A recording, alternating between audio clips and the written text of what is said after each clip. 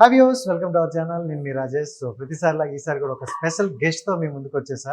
But ఇంతకుముందు ఎప్పుడు నేను ఇంటర్వ్యూ చేసిన ఆ గెస్ట్కి సంబంధించింది ఏదో ఒకటి చెప్పేవాడిని. ఇప్పుడు ఈ గెస్ట్ గురించి చెప్పాలంటే యాక్ట్రెస్ అనాలా, మోడల్ అనాలా, యాంకర్ అనాలా, రైటర్ అనాలా, డైరెక్టర్ అనాలా, అన్నిట్లో కూడా ఈవిడ ఒక హస్తం అయితే ఉంటుంది.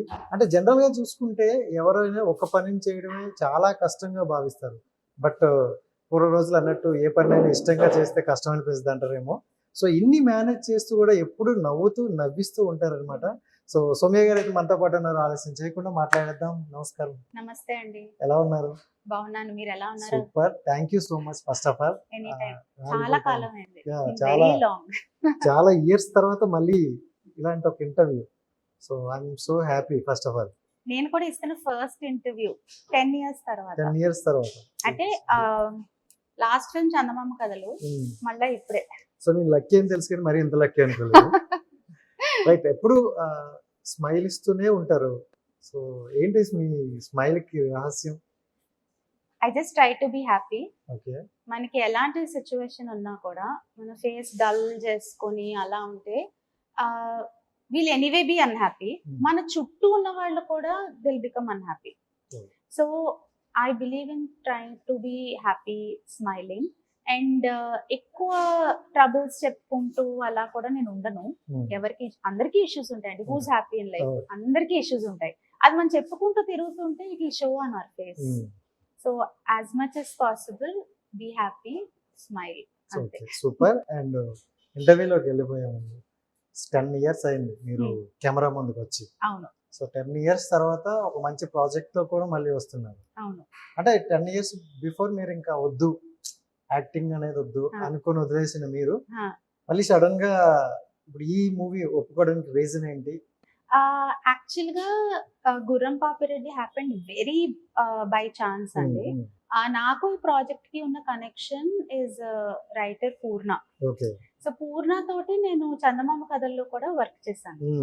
And Purna is very popular, we all know. Dhootha అది కూడా ఈజ్ ఎ రైటర్. ఈ మూవీ కూడా is a writer.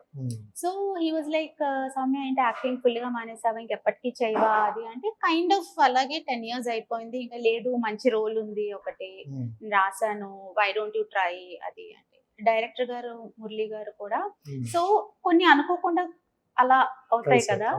So director గారు కూడా ప్రీవియస్ మూవీ సింబా గౌతమి పిన్ని తోటి వర్క్ చేశారు. సో అదొక చిన్న కనెక్ట్ కూడా వచ్చింది. సో పూర్ణ వాజ్ దేర్, వెళ్ళి కలిశాను. డైరెక్టర్ గారు narrated the story, he narrated my role.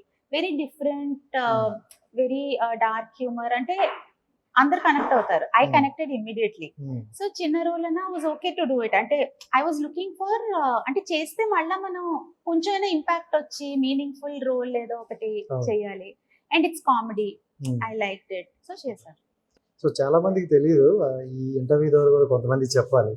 అంటే శృతి హాసన్ గారికి అక్క అవుతారా? అలా రిలేషన్ వైజ్ నాకు మేబీ కజిన్. బట్ ఆనెస్ట్ గా చెప్పాలంటే నేను తన్ని కలిసి మోర్ దెన్ అ డికేడ్ అయిపోయింది. నాకు తను పరిచయం ఉన్నప్పుడు తను ఇంకా మూవీస్ లో కూడా రాలే. అవునా? బికాజ్ ఐ వాజ్ యాక్టింగ్, తను ఇంకా మూవీస్ లో కూడా రాలేదు. సో అంటే జనరల్ గా సరే మూవీస్ లోకి రాలేదు, అప్పటికి మీరు మూవీస్ చేస్తున్నారు. నేను చేస్తున్నాను. సో శృతి హాసన్ గారిని మీరు కలిసినప్పుడు చూసినప్పుడు అంటే ఏమైనా అనిపించింది ఇటువైపు వస్తారని? కానీ ఎక్కడైనా extremely talented girl, amazing singer. నాకు అప్పుడు తను షీ వాజ్ స్టడీయింగ్ మ్యూజిక్, అది నేను తన సాంగ్స్ అవి కూడా విన్నాను. Amazing artist. నేను అంటే ఏదో ఒకటైతే చేస్తుంది అని knew it. If not acting I wasn't sure, but I knew she'll be an amazing singer and artist అది. అండ్ తను కూడా she's there, she's multi talented. అంటే మీ ఫ్యామిలీలోనే ఉన్నాయేమో ఈ మల్టీ టాలెంట్. అంటే we are very traditional Brahmin family. And normal గా బ్రాహ్మణ్ ఫ్యామిలీస్ లో అది అలవాటు, అమ్మాయిలకి చిన్నప్పటి నుంచి ఇంట్లో మ్యూజిక్, సంగీతం, డాన్స్ అన్ని టచ్ అయినా చేస్తారు. టచ్ చేస్తే ఏంటంటే ఇదర్ ప్రొఫెషనల్ గా ఏదో ఒకటి చూస్ అయినా చేసుకుంటారు కొంతమంది, అట్లీస్ట్ టచ్ అయితే ఉంటుంది. సో ఐ థింక్ అదే నాకు కూడా like I learned Kuchipudi for ఒక 6-7 ఇయర్స్. మూవీస్ లో వచ్చాక యాక్చువల్ గా భరతనాట్యం నేర్చుకున్నాను ఒక ఓకే 3 ఇయర్స్. సో దట్ అది సినిమా డాన్స్ కొంచెం హెల్ప్ అవుతుంది అలాగా. So there has been a touch so అలాగా. తను మూవీస్ లోకి వచ్చాక అంటే స్టార్టింగ్ మూవీస్ లో చూసుకుంటే లైట్ గా ఉన్నారు, బట్ ఇంత పెద్ద స్టార్డమ్ వస్తుందని ఎక్స్పెక్ట్ చేశారా? ఆబ్వియస్లీ అంటే ఎందుకంటే actually- అండర్స్టూడ్ కదా, amazingly talented family. So jeans for sure. So మరి పెద్దనాన్న గురించి ఒకసారి మాట్లాడదాం. నేను ఆయనతోటి కూడా టచ్ లో లేను ఇప్పుడు, బట్ యా అప్పట్లో ఒక 2-3 టైమ్స్ కలిసాను. Blessing obviously.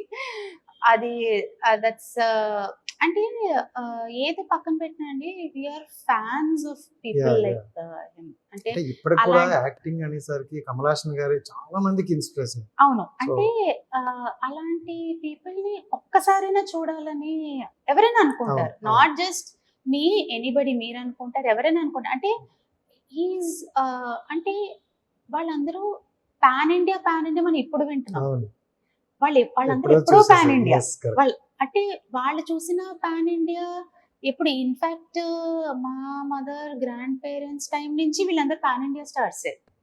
కరెక్ట్. వాళ్ళందరూ హిందీ మూవీస్ అని ఎప్పుడో చేస్తారు కదా. Hmm. ఇప్పుడు మన వాళ్ళు మళ్ళా అందరూ పాన్ ఇండియా మోడ్ లోకి వెళ్తున్నారు. బట్ వాళ్ళందరూ ఎప్పుడో దే ఆర్ లైక్ గ్రేట్.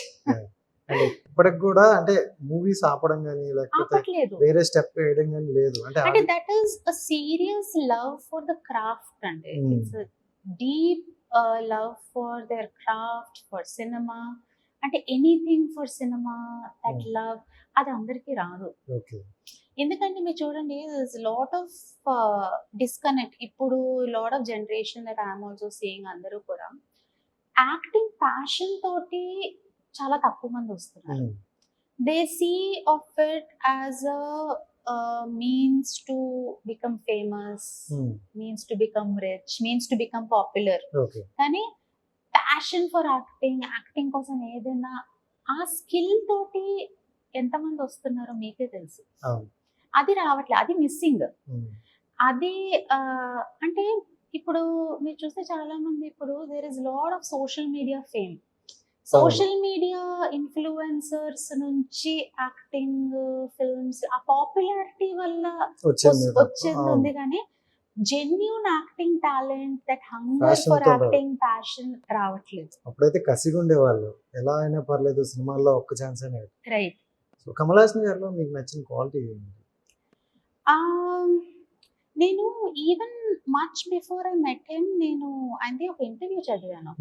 అది ఎగ్జాక్ట్ గా ఏ మూవీ గురించో నాకు గుర్తులేదు, కానీ ఆయన క్లియర్ గా ఇంటర్వ్యూలో ఆయన చెప్పారు ఆ మూవీలో ఫండ్స్ ఎక్కువ లేవు.